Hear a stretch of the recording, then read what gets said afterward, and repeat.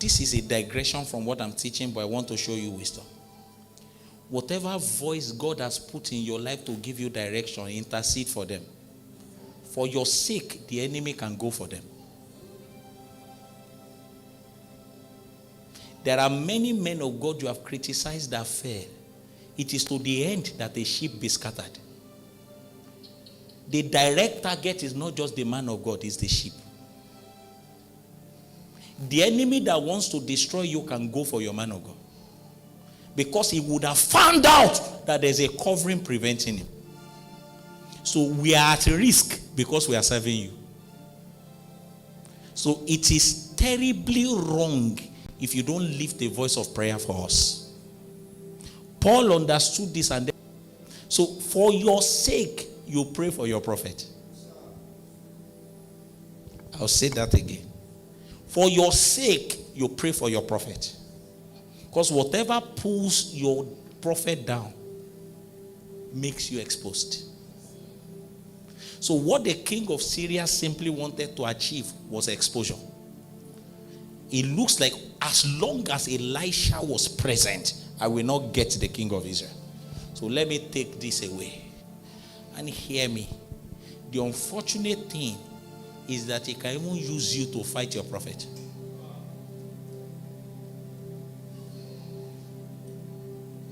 You must insist on your knees that my pastor will not fall. Lift your hand if you are hearing me. It's a good digression, right? You must insist. That thing that wants your pastor lukewarm and he cannot pray, you are the target.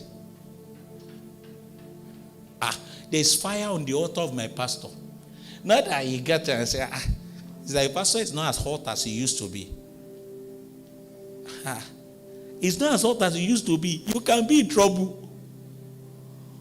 You must raise your pastor's heart in prayer, because the amount of arrows they are taking just because they are helping you. I've seen confrontations that I will go for a meeting. On my way back, I will see a sign. I wanted to pray for a young man. And all this happened in an open vision. And a woman said, don't dare. I was young, but thank God I had the covering too. I said, I will dare. I didn't dare because I had stature. I dared because I was young.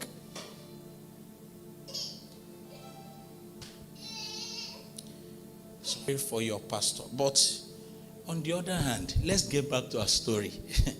But thank God the man of God could see. The truth is this: whether you see it or not, God is faithful. You are heavily protected. But seeing it will affect your confidence in what God is doing. There are many of you, the Lord told me, you have entered unnecessary anxiety because you cannot see. In fact, I'm going to show you what the enemy does. So they encamped around the man of God, and the servant of the man of God that couldn't see said, alas, what shall we do? There are times you change your side of the bed. No cause for alarm. If you can see.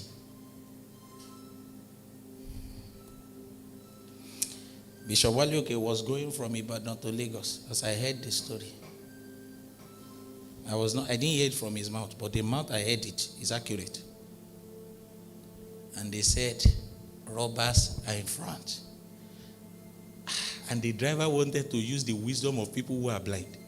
He said, let's park and wait for them to go. He said, Bishop said, what? What? I am Francis Walioke. Keep driving. Who talks that way? Except you have seen something. You didn't get what I'm saying. There's a way you dare not talk until you see. And when they got there, they said Bishop came down in his white agbada and went to them and said, hey, what are you doing there? And heavily armed men ran away. You won't understand it until they tell you their story of what they saw. They saw bigger arms. You can be walking away with bigger arms and be afraid. You must not, hear me. If you are listening to me, raise your hand. Never ever make the mistake of taking your reality from outside. I said it in the online service this morning. Imagine the man of God wanted to take his reality from outside. A heavily harmed man will bow to an enemy that is smaller. Many times we have bowed because we cannot see. So he said, what shall we do? The man of God said, there is no cause for alarm. Open his eyes so that by his utterance he will not mess up what is happening around us. Someone didn't get what I just said. Many times, because we cannot see, we utter things that truncate the spiritual processes in our favor. What exactly is God doing? Why am I falling? It's like my life is not going well. It's like I'm in trouble. And you see, no matter the heavy spiritual forces working in your favor, if your words don't propel them, they will cease operation. So what the enemy does is simple. It creates a counter reality on the outside so that your words can expose you in the spirit. So it matters that you see so that your confession can be conditioned by your eyes. I mean your inner eyes. Who is hearing what I'm saying here?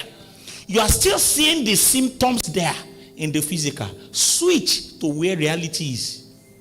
Because what you see, the physical is a child of reality in the realm of the spirit. When you switch and you look and the symptoms are not there again, confess that which you can see in that realm, not that which you can see in the physical. Sooner than later, the physical will bow to the spirit. It will.